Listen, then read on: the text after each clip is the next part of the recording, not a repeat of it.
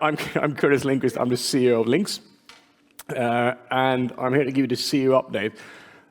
Now, normally when I give the CEO update, there's very little comments and questions, and on the data is sort of presenting the process. However, this time I am actually going to talk mostly about LINX strategy for the coming 3 years that we agreed with the board earlier in March. And which of course is very topical given the recent mailing list discussion. So let's see if I can fit this into my 30 minutes. So just on the statistics, I should have brought my glasses. We continue to see an increase across the board, up and to the right. Nothing that really stands out. We remain at 400 gig ports, although we have quite a few in queue for further upgrades. And the same with the number of networks at each of the LANs is going up. I think the one percentage-wise that going up the most is actually Manchester. But one thing I wanted to talk about is, if you remember last year, we said that by the end of this year, we were going to sunset the 1 gig over 1 gig ports, so essentially a 1 gig port service. And we were trying to migrate members over to a 1 gig service over a 10 gig port. 47% of all 1 gig ports are migrated so far, and we still have the target to have everybody migrated by the end of the year, hopefully. So if you haven't done that, or if you want to discuss that further, then please get in contact with the member relations and sales teams and discuss that. If you have concerns about this, you can also get in contact with them. If you're about to ask me what happens if we don't migrate everybody by the end of the year, the only possible answer is we will migrate everybody by the end of the year. Because if I say something else, you're going to delay it. So no, end of the year is still the deadline. We are all working towards, right? Nod. So we're doing quite good progress on this, though. To be honest, joking aside. Staff changes, there hasn't really been much. We have Kate, who joined us as product owner in a month ago, I think it was, April. And we have some 2 vacancies that I think have been vacancies for quite a while at this time. LINX Nairobi, you will have seen. I said last time we were waiting for a license application. We have actually got a license application, or a license even. Next step is we need to submit what's called a service approval, which we are about to. And we are working to deploy the LINX Africa data center towards the end of the month, and the launch or LINX Africa opening event is on May the 30th. We have actually started receiving quite a bit of interest for orders. As I said, receiving orders might be a bit strong given that we actually don't have an IX yet, but we do have a queue, let's put it that way, of members wanting to join, so that's very positive. And JEDIX, I said before that we had, as you already know, we announced some time ago that we're going to expand to Riyadh and Dammam under the cooperation with SDC, and we were waiting for a data center completion. Riyadh is complete, and I believe we're targeting mid-year for go live there, and Dammam will be a bit later. And my last slide, I was going to talk about the general progress is that I started showing this last time was we do track how the feedback you gave us all on tickets when you contact each of our queue. I removed the headlines, was a bit dumb, but this is from our NOC and support queue. I'm going to say that in a second. I'm going to mix up which one is which. I think, yeah, this is the MBD sales queue, and this is the finance queue. And the colors mean different in each slide, so make it even easier. But essentially in here, if you have a negative comment, so it's yellow, and in these ones, it's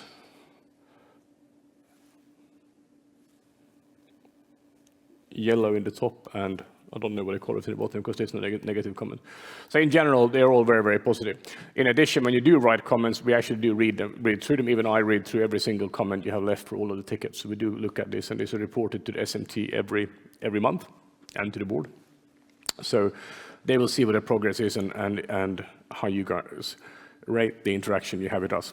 The thing I wanted to explain was that the reason there's quite a bit of difference in scale is that all the orders you do start off as a sales or member relations ticket with MBD, but it ends up with the NOC having fulfilled the orders. There is a bit of transitioning between them. And that was the update I was going to do on LINX and the operations. Any questions so far? No? Okay, good. So we're going to move on to the LINX strategy. I'm going to talk a little bit about how we develop strategy and how we execute strategy, and both the process and also then what the strategy is that we have agreed on. So there's a continuous work that we do, which we get a lot of input. So we have the membership survey, as you all know, you fill out in the autumn. We do collect a lot of market data about general performance. We do have a lot of member interactions. We try to talk with quite a large number of members throughout the year, and all those one-on-one interviews or discussions we do get some data from. And the board, of course, also on behalf of members, get contacted, reaches out, and all this feeds into a market analysis. And we do this market analysis twice a year, actually, so it's a written summary of where we believe the market is at the moment. We also have some external analysis, which is not necessarily about how we believe the market is going, but this can be input or trends or other feedback we get. And every third year, we develop a strategy or we revise the strategy on this.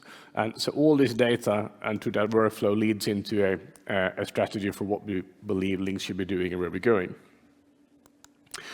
And the actual strategy is developed by a quite wide range of LINX staff who are involved in this in different levels and with different parts of it.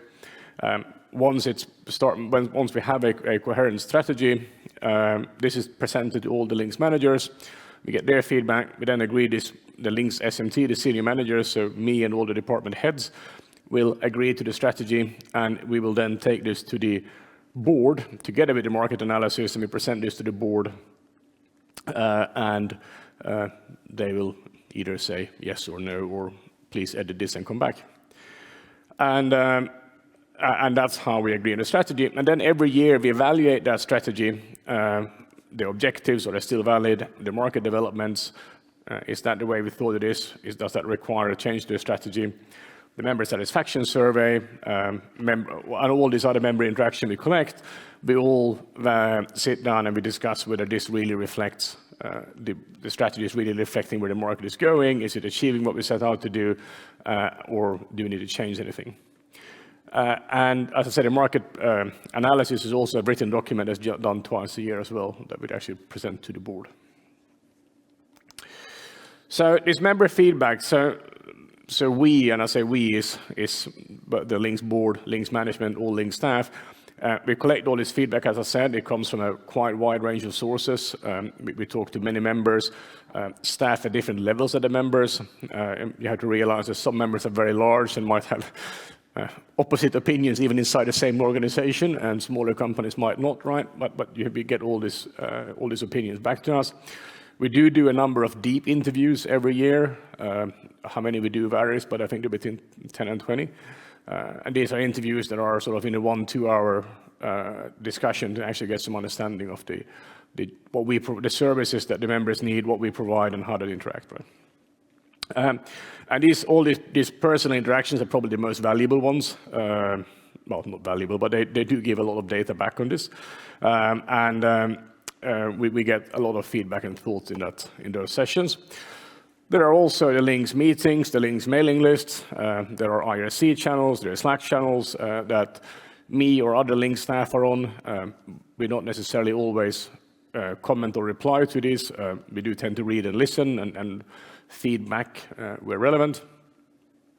And we collect all the data. And then last, of course, we have the membership survey, which is the, well, say formal, but a bit more structured approach to collecting your opinion on LINX. This is shared and discussed with the board, actually first with SMT, then with the board. And then I actually present this to the members at the membership meeting in November, as you know. So that's actually discussed quite in depth as well, and it's quite a valuable tool for us for how we also collect inputs. All this feedback is feeding into the strategy development that we do 3 times every third year, but also into the evaluation of how the strategy is going and how well we execute this.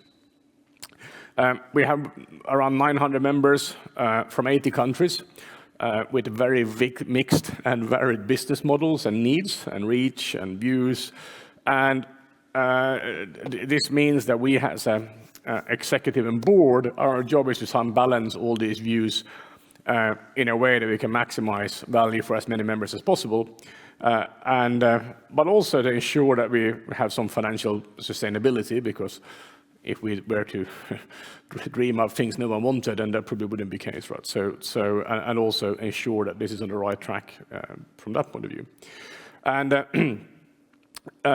it's also, we don't sit here and try to target strategy that would be in the interest of no members at all, right? You know, we're not sitting here stroking our white cat thinking of how do we make maximum harm here, right? That's not how we do this. We actually do all initiatives, all proposals, anything you see us do come from all that interaction that we gather and all the data we get from that. That doesn't mean that all members believe that individual initiatives are right. As I said, with 900 members, I think that would be very hard to achieve. As we already see in the discussion in the mailing list today, there are quite diametrically opposed views of what that would mean, and our job is to try and balance that as good as we can. Once we've done that, and when we have a strategy that we believe meets this threshold, then the board approves this strategy, and they give to me the job to execute this together with executives, together with SMT, to go and deliver this strategy, as I said, and then we evaluate how that goes.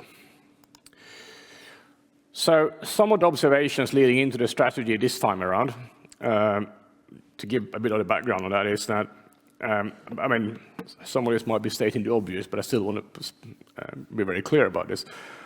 In the mid-2000s, or actually probably even in the early 2000s, interconnection changed where traffic growth tended to shift to be more and more inside access networks, and the rate of traffic growth at the IXP slowed much because of the emergence of in-network caching and the increased use of PNIs, right?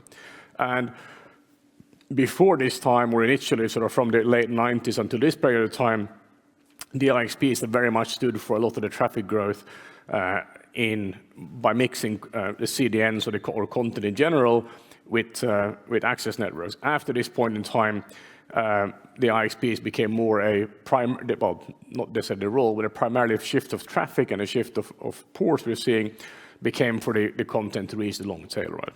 You know, long tail might be a strange name. And this to some extent also shifted the economics of the IXPs. This is not just true for LINX, it's true for everyone. Growth in port numbers or port sizes was complemented, it wasn't replaced, it was complemented with growth in number of participants. More and more networks wanted to join an IXP and directly interact with the content. And then later on, cloud services and whatnot else, and software as a service, etc., X as a service emerged, and this was emphasized even more. And this change continued to create value in this interaction between content producers and consumers, but it also shifted this slightly in the largest access networks no longer had the IXPs as the primary source of traffic. They could be the overflow, but they were maybe not the primary path anymore. Today, actually, someone posted this on the mailing list. I think it was actually Andy. Data we heard is 85 to 90% of all user-generated traffic, or even heard even higher numbers, never leave the access networks, right? So all that network traffic stays in the access networks. Inside is still quite a large geographical area, but that's definitely where the data stays. And at the same time, the threshold for generating PNIs has gone down. We have heard as low as 700 megabit in London. Some of the content providers will move traffic over the PNIs away from the IXPs. That means that the threshold for growth or for continued growth is quite low, right? And this will probably continue to grow across the world and across Europe. And this is not necessarily, this is mostly driven by the content providers, either delivery algorithms or their desire to have a more control over the path of the traffic growth. So what does this mean? Well, this shift in traffic changed this from having a very clear and very heavy focus, if you want, or a very emphasized focus on the traffic between content and eyeballs. Instead, there was a much more diverse set of network members, and the question marks is simply because I was going to come up with the last category, but I got slightly distracted yesterday by the mailing list discussion. Anyway, so there's no excuse, but just imagine yet another category there. And this, what happened with this is that many networks will see one value for peering with someone else, right? However, the value that that party sees might be from someone completely different. And this created this asymmetry in value. If you go into business school, this is called the value constellation, where it's the whole of the participants that creates the aggregate value for everyone, but it's not necessarily a bilateral value in how it's exchanging, right? It's very hard to map up and understand exactly what these values are. We know that, for example, to continue to provide value to the content providers, we have to continue to grow the long tail, or at least ensure the long tail stays and sees value. The long tail, on the other hand, increasingly might be also wanting to see other forms of interconnection services, or even completely other services. So you have this asymmetry that you have to try and balance somehow, and yet we have, as discussion today, we have to stay inside the remits of LINX and what we can do based on the articles and what we can be supported for. Right? But all those players have very different expectations and outcomes, and we have to try to balance them somehow. Some general trends on this is that you can, this is pretty much what I talked about, the asymmetry, but you can see some clusters of value takeaway that's being generated, either accessing the long tail, accessing content and cloud, or access as service platforms, savings on cost perhaps, reach as in geographical direct access. We're seeing increasing ask from members for increased automation, that is the automation towards us, standardization for contracts across a wider range, one-stop shop for interconnection, why can't you deliver this at this, and also a much wider geographical reach and a one single contract as the world is, I think, increasingly becoming obsessed about contracts, but anyway. Other general market trend is that the competition in the market is increasing, maybe slightly tongue-in-cheek, but according to Peering DB, there's 24 IXPs in the UK alone. Now, these obviously range from us and to even more well-capitalized, very large multinationals who run IXPs towards small free hobby projects, right? But that entire range means that there's a much more fragmented market and there are potential competition. We are aware that there's always a looming threat from further increased competition in the market. The barrier to entry might not be as high as you think. There are substitutes who are increasingly very powerful in this.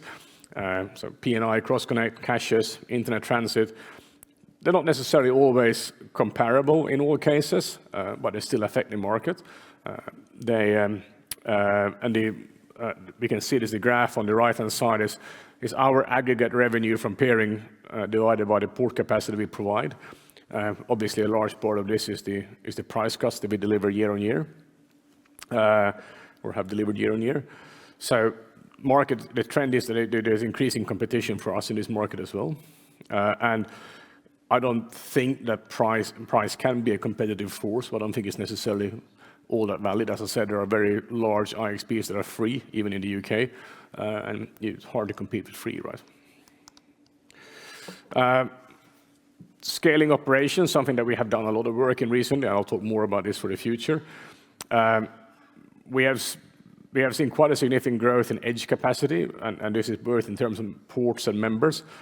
But we have managed to scale this relatively well, and our work on automation is one of the reasons for this, and also the way we have built systems and tooling around this. So far the number of members and the cost of the service has grown with or below inflation, so it's been quite an easy way for scaling in that environment. But running an IXP fundamentally is a very much economics of scale. The marginal cost of additional services or even entire exchanges is actually very marginal, because the real cost you have is in overhead, as in 24/7 monitoring operations, etc. before we saw a rise in inflation, revenue growth, we had outpaced outpaced cost growth, and that's what we delivered. Well, I think on average 10% price reductions is more or less. But that was the overhead, because as we became more efficient, as we grow, we are a non-for-profit, we return the money to our members by price cuts. As inflation has crept up above 10%, that's becoming a little bit harder. But of course, effectively keeping prices flat with 10% inflation is essentially a 10% price reduction.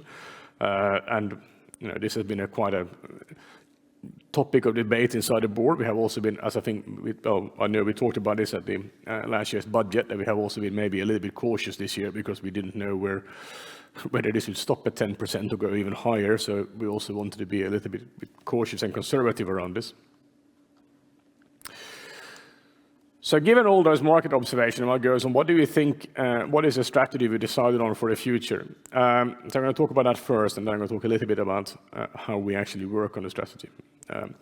And the strategy builds on 3 pillars, and the first 2 are very much to strengthen the core business of LINX and make sure that we remain competitive and providing value.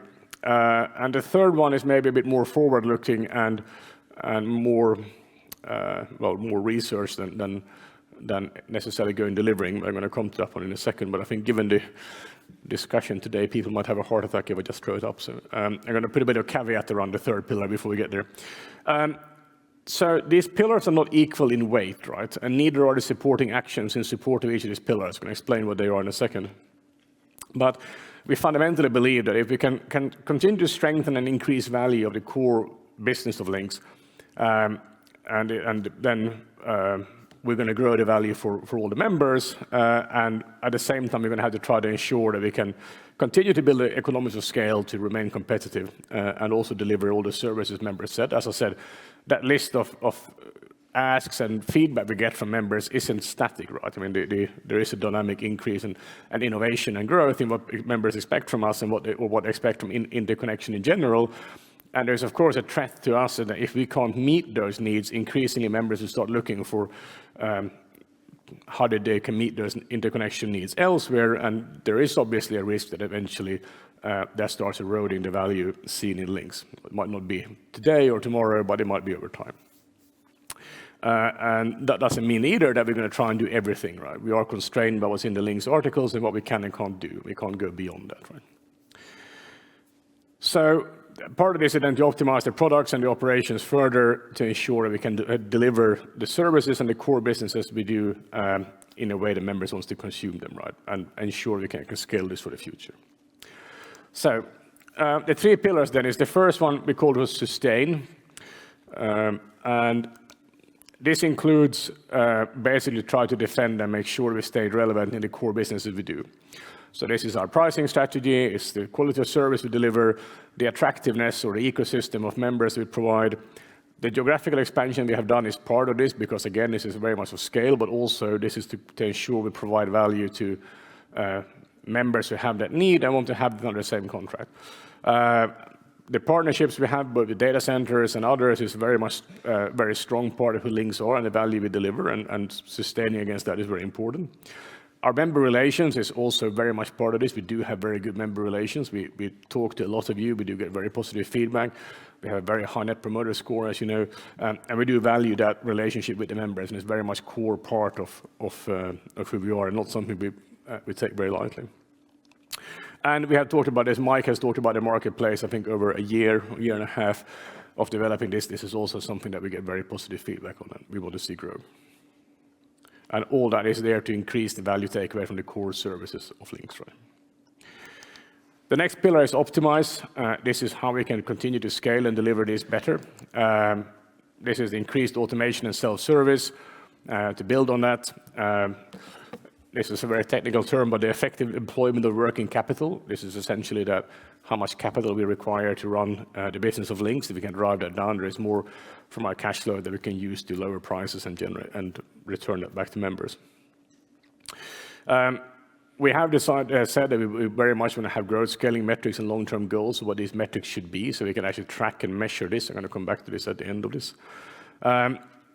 we have other partnerships. I mean, partnerships, I realize I should have used the terminology slightly different, but on the left, we talk about partnerships is the data centers, the connections partners, etc. But we have other partnerships where we work together to develop tooling, like the IXP API. We have worked with other IXPs to work on OpenBGPD and standardized software and tools, which is also on the part. And working through those partnerships and ensure that we don't reinvent the wheel, we can work with others all the time, is very much part of the strategy for continued optimization of our operations as well, right? So those two are really the pillars of what we see to do to defend and grow, as in grow, not necessarily grow financially, but grow the value of the services we have as today and we provide. Beyond that, there's a lot of things that's happening related to interconnection that is probably very important for us to be aware of and have an opinion on. Even if we don't necessarily ever do anything in this space, we as LINX should have had a strategic look at what this would mean and how that we could relate to LINX. And this we call the growth pillar. There is a lot of work around edge compute networks. I think the term means at least two different things to one person. So it's a little bit undefined, but there's a lot of work and discussions about edge compute network, edge compute data centers, and edge exchange of traffic. And I think we as LINX need to be very aware of what this means and how this develops in the UK and around the world. Data exchanges is something that looks very much like an exchange. One could even argue it is an exchange, just with a different label. This is something we decided that is a very much interest in us. There is actually some member work on this as well, where we could support this. This would look pretty much like any other peering session, but with different type of data and potentially different protocols, but it would still be very similar to what we do today. Edge and cloud routers seems to be very topical. We should have an opinion on those as well. Expansion of co-locations is more data centers. Again, this is in the growth pillar. There is more and more, as I said, to grow the long tail. There are networks that we can't reach today because we don't have an access network.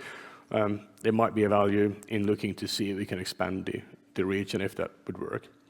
Managed IXPs we actually do.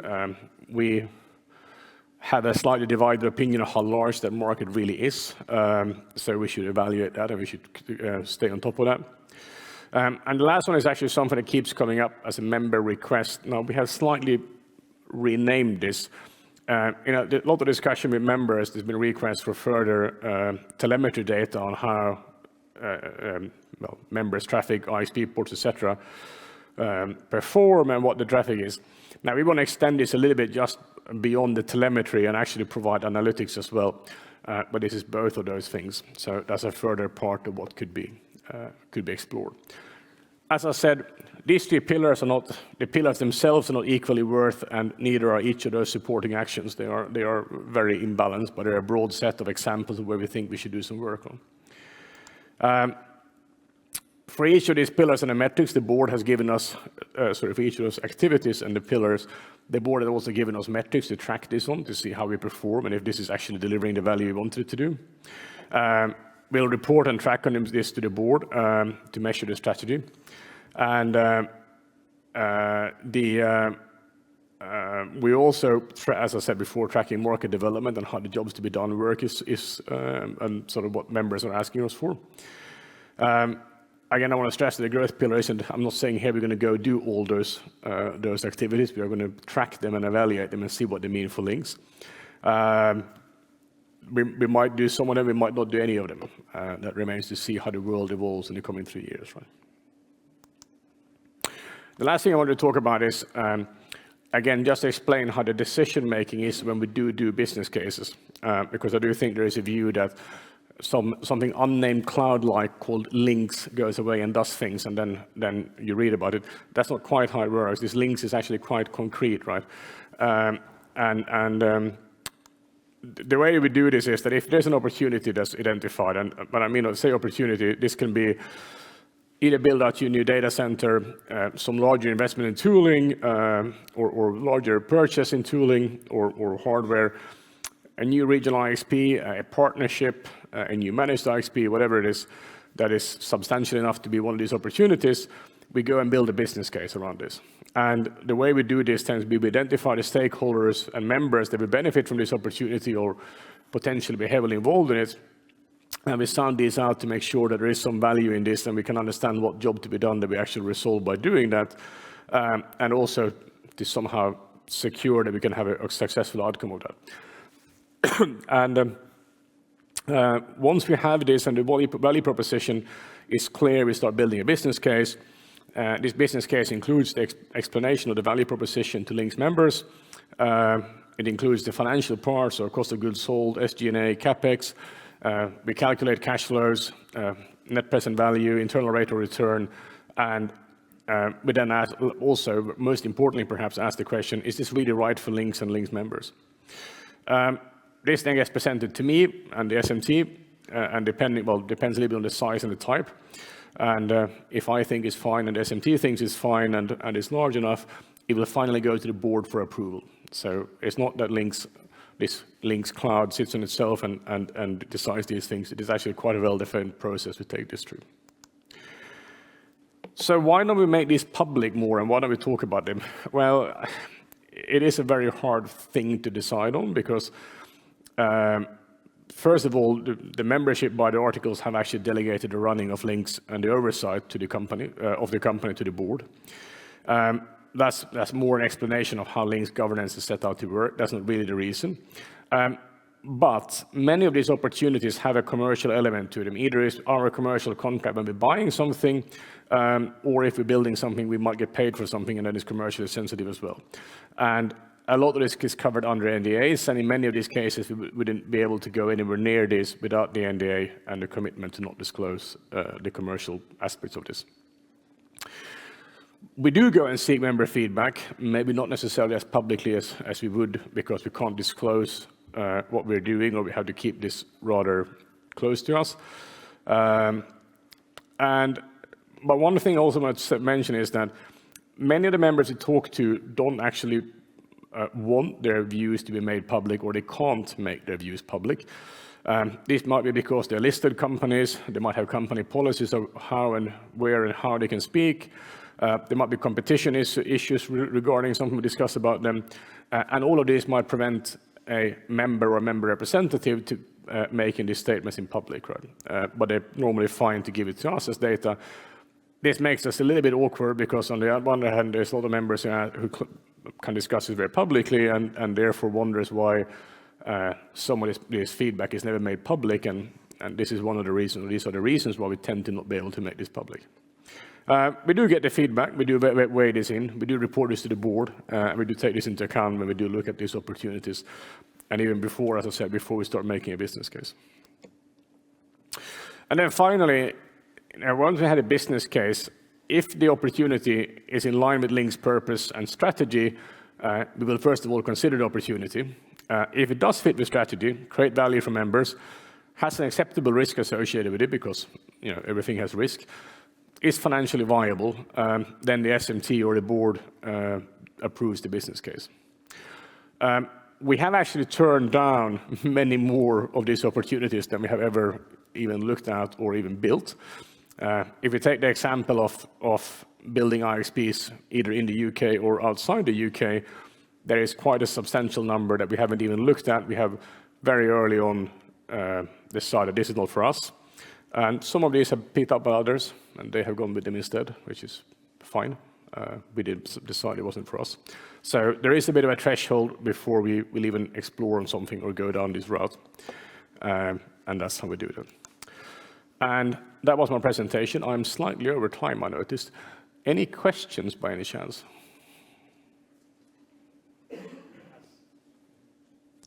Who has the first question? We do have a question. Oh, okay, all right. Yes. Sure. Are LINX looking to establish additional exchanges in the UK, especially north of England, to help decentralize the internet away from London? We are always looking, as I just said, we're always looking for new opportunities and we evaluate them based on the criteria I just gave. I think we are looking for new opportunities if we believe we can find something that would make sense and would pass the criteria I just highlighted. I don't. I mean, we have looked at other places in the UK than the ones we operate at the moment. And I think we continue to look at some of them and discuss.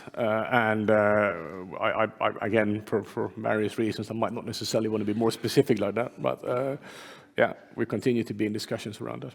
Absolutely. Okay, thank you. Any more questions? You all discussed out after the mailing list this morning. Okay. Yeah. Good. All right. Okay, thank you very much.